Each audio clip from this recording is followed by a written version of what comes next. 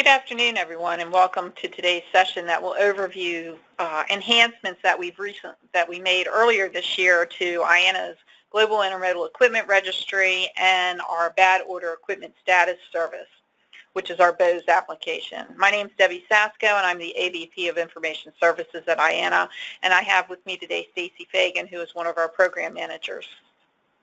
Before we get started, I just wanted to let everyone know that during the session, if you have any questions, you can certainly submit them in the GoToWebinar control panel that's found at the right bottom part of your screen. We've reserved some time at the end of this session to take any questions that are submitted. Should there be questions that we don't have time to get to, we will certainly get to you and respond to you directly after the webinar today.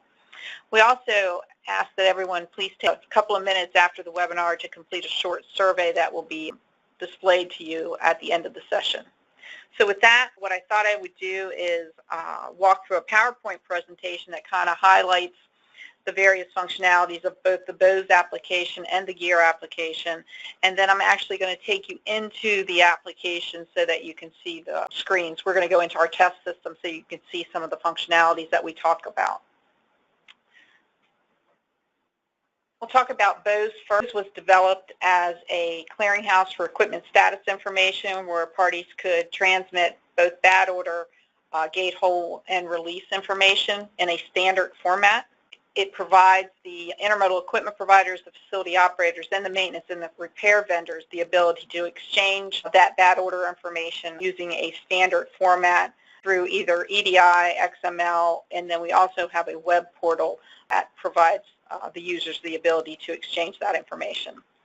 When we originally developed BOES, the initial group of beta testers, there was the need, they said, to be able to convert damage coding to AAR or ISO, but once we got through the initial beta testing, that need kind of went away, and now they're not, the information being submitted through BOES is not at that detailed level. It's better, they say, just to have the information come in as a bad order and then the release come in, and when we get a release, it releases any bad order that's associated with that particular chassis.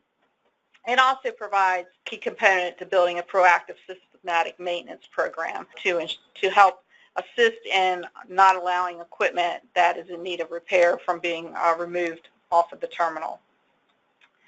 This schematic that you see here kind of outlines how the flow is into the BOES application. You can see here on your left, all of these events would trigger a bad order into, or can trigger a bad order into the BOES system, whether it be by an on-terminal defect event, a DVIR, DVER, if an inspection date has lapsed, if that information is being maintained in our GIER application, and also container genset defects.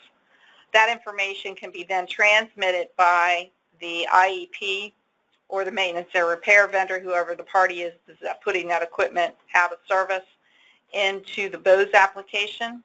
The IEP that's registered in BOES would then designate their facility operator and their maintenance and repair vendor for each of the locations that they service. And then when we get a bad order transaction for that specific location, then the information will be transmitted to those appropriate parties based on the location. When the unit's ready to be repaired, the maintenance and repair vendor, based on authorization by the IEP, would send the release information back into BOES, and then we would then transmit that information to the IEP and the facility operator, letting them know that the equipment now is back in good order status. I mentioned that we had done some expansions to the BOES application and as well as the GIER application. Some of those features that we introduced earlier this year were that we enhanced the web portal that we had developed for BOES to allow more efficient use for parties to be able to transact bad order transactions and release transactions within the application. We also enabled a bulk bad order and release notification functionality where users can come in and upload an Excel file with specific field information within that Excel file that would allow them to put multiple units in bad order status at one time, as well as release multiple units at one time. And we'll look at that functionality once we go into the BOES application. We also added a yes/no BOES field in GIER as well. If a subscriber of BOES also has equipment registered in our GIER application, they would be able to see a flag within GIER that would indicate that that specific unit is currently in a bad order status through the BOES application. Once the release would come through for that unit, it would then change that flag in GIER to no, indicating that the unit was back in good order status. But that's only if the IEP is both a subscriber of BOES as well as has equipment registered in GIER. The last bullet you see on this slide is regarding the ability to release all outstanding BOES request IDs. When we initially developed BOES, each transaction that sent a bad order request to the BOES application was assigned a unique BOES request ID. In order to release a piece of equipment, the maintenance and repair vendor or the IEP had to return that BOES request ID and what they sent back to the BOES application. That was very cumbersome to do, so the users asked us to come up with an alternative solution for that. So what we did is now BOES looks at the alphanumeric ID of the unit, and then if we have bad order transactions in the BOES application, when we get a release, we look at that alphanumeric, and then any bad orders associated with that chassis alphanumeric is then released without the user having to send single transactions with the BOES request ID. Again, we have the ability to process container genset bad orders as well as the chassis bad orders. We have a report that allows the BOES subscribers to track the repair turn time, which it indicates from the original time that we get notified within the BOES application that the unit's bad ordered until the time that we receive notice that it's released. As a user or subscriber of the BOES application, you'd have the ability to run a report to see what that turn time is. We also found that there were some IEPs that had commercial arrangements with some of the railroads where they would maintain a different IEP's fleet of specific units within their fleet. So what the BOES application does is when we get a transaction, it takes that alphanumeric, looks it up in GIER to see who the IEP is. Whoever that IEP is then the party that's going to be notified within the BOES application, but in these specific commercial arrangements, it may not be, the IEP may not be the person that needs to get that notification. So we've come up with a way to direct those specific units under those commercial arrangements to the appropriate IEP for handling. And then lastly, we're working on a mobile application for BOES that will allow maintenance and repair vendors on terminal a more efficient way to report equipment status information to the BOES application. There's going to be simple screens within the mobile application that allows them to put a piece of equipment on bad order status as well as to release that equipment. And we anticipate that that mobile application will probably be ready sometime mid-November, and we'll be going out to all of the current BOES subscribers as well as any interested parties to make them aware once that mobile application is available. The next few slides, what we'll do is just kind of walk through the web portal functionality that's available to users. This is where a party would come to report a piece of equipment in bad order status. They simply would enter the chassis prefix alphanumeric, and then the location. The location is based on IANA's location code table, Intermodal location code table, where those is set up where you can enter the first few letters of the facility's name or the zip code or the IANA location code that will then populate this information in there. What we've also done is based on the logged in user, you would only have locations that you had designated you either serviced or that you were the maintenance and repair vendor or facility operator for that specific IEP. So it limits the amount of facilities that are shown to you to select from.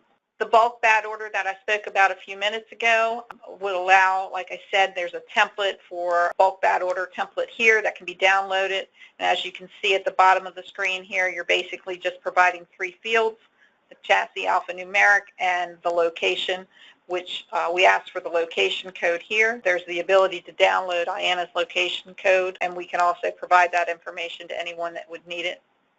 to find out the actual location code they would need to submit for where they're wanting to transmit the information that a unit was out of service.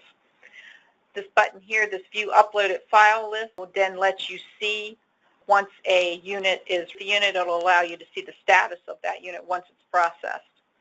The next screen here is the bulk release reporting. As you can see, the template for that just is slightly different. It again asks for the alphanumeric, the chassis. It will ask who approved it and any comments that need to be provided as it relates to that repair.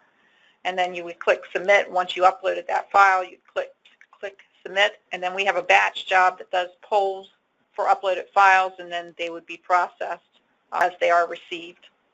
And again, you would have the ability to click this View Uploaded File List to see the status of any units that you had uploaded. The Web Portal Bad Order Search Results screen, this tab here, will allow you to search for any type of transactions that you may have entered or transactions that you're looking to find in order to put them back in good order status. It allows you to search by the sender, transaction date, transaction type, chassis ID, IEP, defects, or the status. And the status would be either bad order, released, or rejected. The rejected status is basically if you're providing information to us electronically, either via XML or by 322 EDI. If there's something wrong with the format of the file when we receive it, it would be rejected and sent back, and it would show in the status of rejected. Other than that, it's just the two statuses, bad order and release. This just gives a little more detail in regards to the three different types of statuses that I just talked about. And as you can see here on the results screen, in this particular example, they had done a search. It brought back these units. As you can see, 3 of them are released. 1 of them is still out of service. So if they wanted to release this 1 unit, they would click this box here, and then a pop box would come up asking them to enter who the repair, indicate that the repair was completed, who it was authorized by in the comments, and then click Submit. And at that point, it would then put that unit into a release status from a bad order status. You have the ability to release a single unit or multiple units at the same time. And then you would just, if you're selecting multiple units, the only thing you would need to do is click this Release All Selected Equipment. And then it would give you this pop box. You'd fill the information in and click Submit.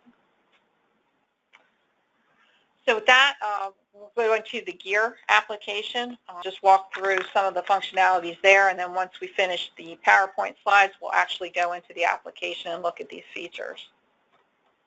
The GIER system, for those that aren't aware of it, is a electronic solution to identify the responsible IEP under the regulations, and it precludes the ability, it does away with the need to stencil the equipment. It allows that marking, equipment marking, identification of the intermodal equipment to be done virtually through the GIER database.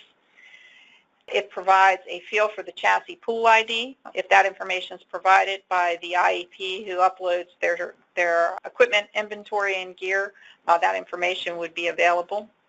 It also assists with the management of equipment characteristics, and you'll see that by some of the new fields that we added recently, earlier this year, in regards to what IEPs have the ability to track by maintaining that information in GIER. We also, one of the features in GIER allows you to electronically manage your inspection information, which would include your FMCSA, California BIT inspections, as well as any other state inspections that would on the equipment. As I mentioned earlier, that GIER, that BOES yes/no flag is what identifies whether a piece of equipment is in bad order status. And if you are a BOES subscriber as well as have equipment registered in GIER, you would have the ability to see whether any of your units registered in GIER are in a bad order status in BOES. And then we also added the ability to register containers this year, which will allow you to manage containers within a standardized database. Some of the enhancements that we've made this year, we added some additional equipment fields that were based on feedback from stakeholders. You can see we added tire type, size, axle count, ABS brakes, whether the unit had automatic tire inflation or LED lights. We expanded our inspection date fields, where we now can capture the California bit inspection information, and it also allows you the ability to upload an inspection form in a PDF format associated with that inspection.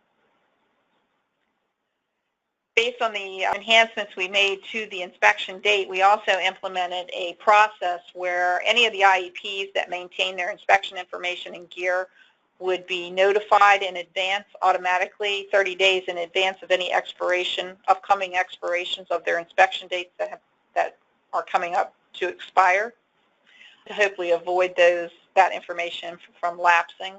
You have the ability to upload the inspection data in a GIER template so that you can do more than through the web interface. You can do one unit, or you can use the GIER template to upload multiple units with the inspection data information. And then again, it talks about the BOES yes/no flag if you are both a subscriber of BOES and have equipment registered in GIER. The container registration, we implemented a similar user interface in GIER that allows the user to upload containers and keep them and maintain and manage those within the GIER application. It has the same features available for containers we do for the chassis, where there's a transfer of control and there's the ability to inactivate and activate units. We also added a chassis, in addition to our chassis inquiry that's available both in the application and outside on our public website, we also added a container inquiry feature as well, where you can put in a container number and find out who the container provider is, as well as the owner of that container, and also the ISO type, tar weight, and the GIER contact. Additional feature that we also added into the GIER application was the ability for now maintenance and repair vendors as well as inspectors to register in GIER. And the purpose of that was to allow those entities to be able to assist IEPs in managing their inspection data in the GIER application if they chose to maintain that information in GIER. So basically, if a maintenance or repair vendor registers, they have to be authorized by the IEP before they can have access to any information in GIER. And then the maintenance and repair vendor would then authorize the inspector on behalf of the IEP to be able to submit any type of or make any type of change to the inspection data that's maintained in GIER. But all of this requires the IEP's authorization before those parties would have any access to information in the GIER application. We added a couple new reports since we added the ability to add containers or maintain container fleet files within GIER. We added some reports that allow the user to download information should they use that functionality. And then we also added a last inspection date report that provides information to the GIER subscriber as to what units have inspection dates that are coming up for renewal, and it includes other data that may be useful to you to have in that type of report, such as the equipment owner, the license plate and state, and all three inspection date fields and the inspection type. I thought we'd look at the GIER application first, which is the one we just kind of went through. So what I'm going to do is I'm going to log in as an IEP first, and this is our test environment that we'll be looking at here. But I'm logged in as an IEP right now. So if we go to, you'll notice that if you're a GIER user currently, you'll notice that when we added the container information, your selection here changed so that now you have your chassis inventory at the top, and then information regarding the container, if you're registering containers, is in another location on the navigation bar on the side. So if we look at the chassis inventory here, and we actually go into a unit that's registered, you'll see all of the new fields that I talked about that we added in regards to the tire, the axle, the ABS brakes, automatic tire inflation, and the LED lights are here, either dropped-in information or free-form fields that you can either enter data in. The inspection date fields, you'll see we have the FMCSA annual inspection date, the California BIT inspection date, and then both of those gives you the option to upload a PDF form of the inspection form itself to keep that associated with the information in the database. We can take a look at the container information that we talked about, the new ability to register containers. You can see here that it's kind of offering the same type of functionality as the chassis registration does, but this is to allow you to contain container fleet files within the GIER application. If you look at the container inquiry that we talked about, this is similar to the chassis public inquiry that's available, like I indicated, within the application as well as on our public website. So if I wanted to look for a container, I would simply enter in the alphanumeric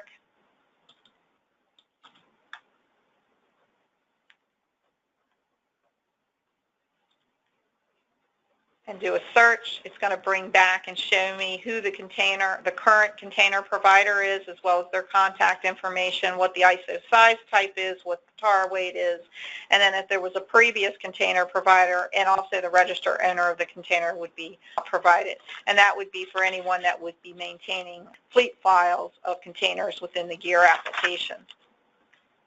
If we go back to the chassis screen here on the inventory screen, you'll see here is the BOES flag that I was talking about. So if this particular IEP was both a BOES subscriber as well as a GIER subscriber, they would be able to see if any of their units were in bad order status. If they were, this flag here under the BOES column would be flipped to a yes.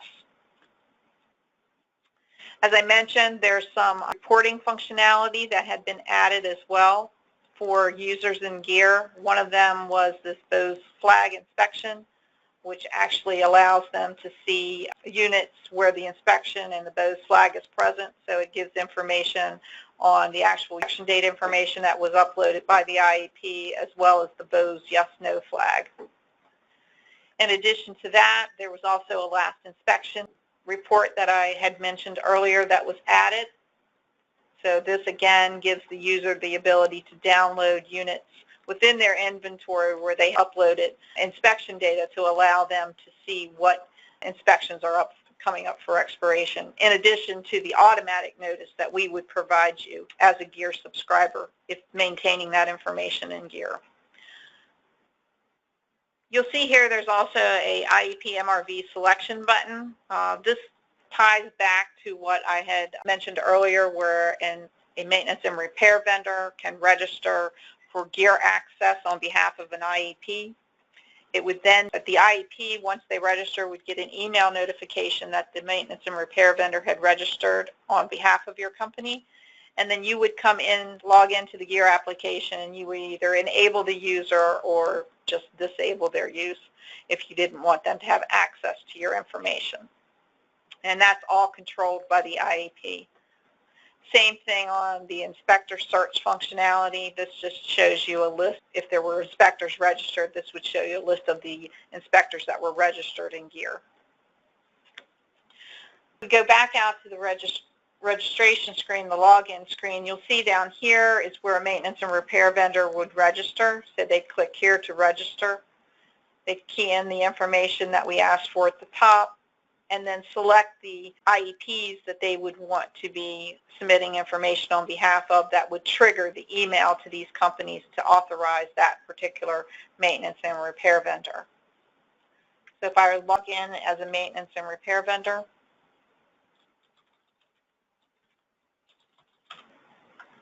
you can see when I log in, I'm logged in as a test account.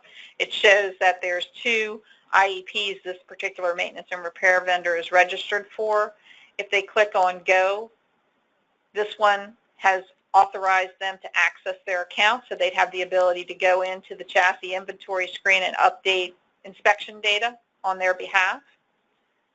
If we go back to the IEP list, this other IEP here, if the maintenance or repair vendor clicks on Go, it comes up and provides them with a message saying that they haven't been authorized by that IEP, so they don't have access to their inventory at this time. The inspector list, like I said, a maintenance and repair vendor can assign an inspector who also assists with providing data on behalf of the IEP inspection data, but that would have to be authorized by the maintenance and repair vendor that in turn had been authorized by the IEP. Inspector registers, they would click here. They'd be asked provide specific information as well, and then they have the ability to actually upload inspection information, a PDF file, if there's an inspection information that a certification that they would want to upload. So that's basically in regards to the GIER enhancements and the application. We basically took, and based on feedback we had received from our Information Services Advisory Group, we added the functionalities that I just went through for you, and hoping that this would assist GIER subscribers. Now what I'd like to do is take you into the BOES application. I'm going to take you into the web portal.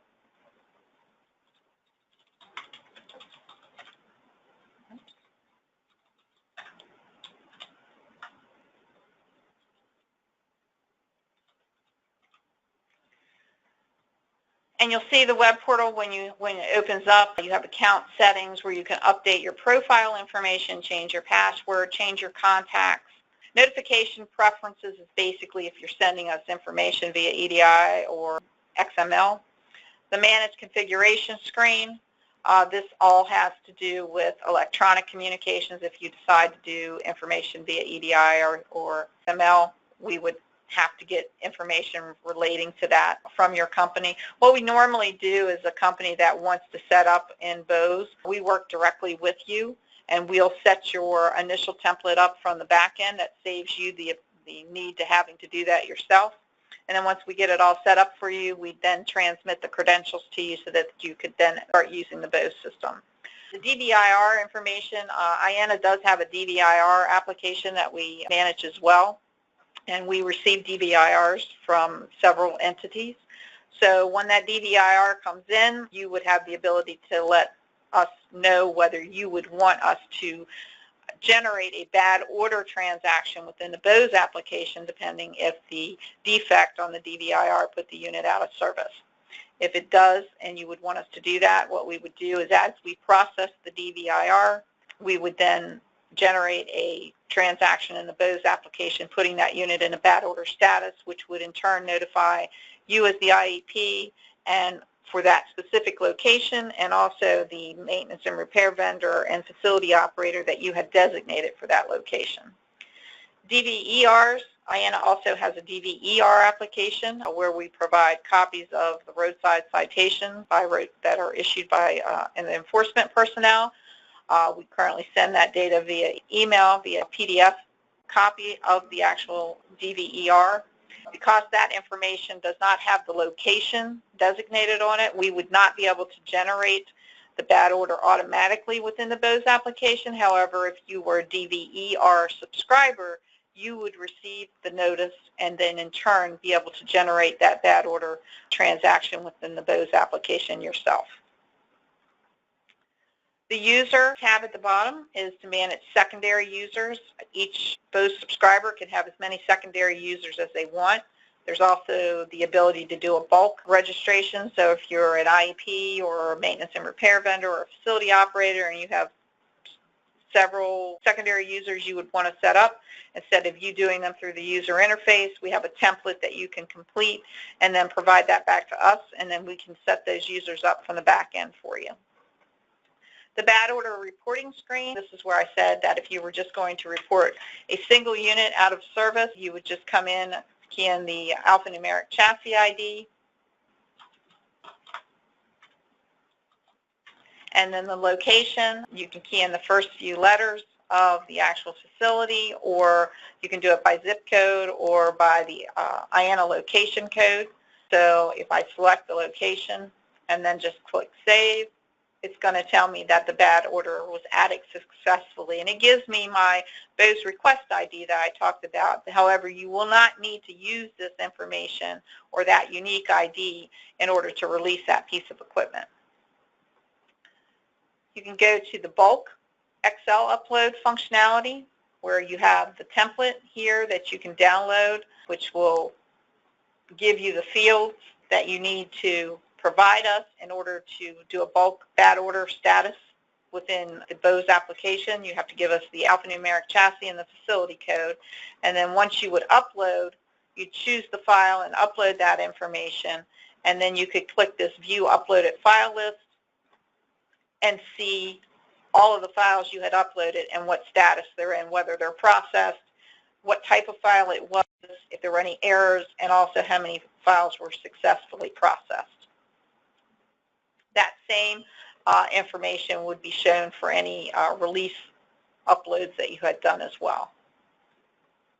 The actual search screen here allows you to search for transactions within the application by any of these parameters. You can do by date, you can do by alphanumeric of the chassis, by location name, by the split code if it's a rail facility. The GIER pool ID, if that information is provided in the GIER application that we just looked at, we would be able to search by that as well. And then the status field is basically whether it's out of service, released, or rejected. So if we take a look at some of the fields, some of the search results, I just clicked on search and it returned. You can see all of these units are currently released. If I go to this page, you can see I've got some units that are still out of service. So if I searched for those units and I brought them up by whatever parameters I had wanted to search by, I'd be able to select those units if I wanted to select multiple ones or a single one. If I select multiples, I just simply check the boxes of the ones I want to release. I click Release All Selected Equipment. It's then going to ask me to check the repair completed box, enter who I am, who's authorizing the repair, and then put whatever information it is needed in regards to comments and click Submit. And then it'll see that the bad order is marked as repaired successfully. So those units are now marked as released in the system, which would generate a notification by the method chosen by the BOES subscriber that that unit was now taken out of bad order status and had been released. It would go to the IEP and the facility operator and the maintenance and repair vendor for that specific location. The mapping functionality here is if you're an IEP, when you subscribe to BOES, you have to tell us who your facility operators are and also tell us who your maintenance and repair vendors are for each of the locations that you're using BOES at. You would select this mapping feature. You can select by state. It'll then return all of the facility operators within that specific state, and then you simply check the ones that you wish to use. Same would occur for the maintenance and repair vendors. If you select the state, it returns the maintenance and repair vendors, and you simply select the ones that your company uses. If you wanted to see who your selected facility operators or maintenance and repair vendors are, just yours alone, you'd click the Selected Facility Operator functionality, and you'd be able to see just the ones that your company had selected and for what locations. The reporting information, if you go to the bad orders received, you can simply enter a date range here and click search, and it'll return the date and how many bad orders were received on that specific time frame. The defect trends is related to the DVIR. So it'll give you, if you enter a date and then select DVIR, and you can actually select a specific defect if you would want to do so, and then it'll return any information we had received in regards to those defects and tell you how many we had received for each type of defect. And that is basically both the BOES and the GIER applications that basically going over the recent enhancements that we made in this year. We did a webinar earlier in the year regarding these enhancements. The purpose of today's webinar was hopefully to make the users that are using these services as well as new parties aware of some of this functionality, and hopefully either encourage you to take advantage of subscribing to these services or existing users to take advantage of the ability of some of the new enhancements that we have. So with that, I would ask Stacy, do we have any questions from anyone? We do have one, and so you mentioned that DVER data does not automatically go into BOES.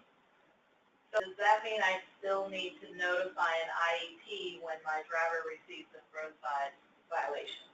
Yeah, the DVER process would not change. You would do whatever you do now for that. If you get DVERs from IANA, you would be notified anytime a driver had received a DVER. But as far as it going into the BOES application and putting that unit out of bad order, it's not going to do that because the DVER, we have no way to know the location on the DVER based on the information we get from FMCSA. So what we would do, though, is we would notify you as an IEP if you subscribe to our DVER application. You would be notified that there was a DVER, and then you, in turn, could go into BOES and put that unit out of service. Is that all the questions for today? And I thank you for the opportunity to take you through the applications. Again, there's a short survey after today's session, and we would really appreciate your feedback on that. And thank you all very much.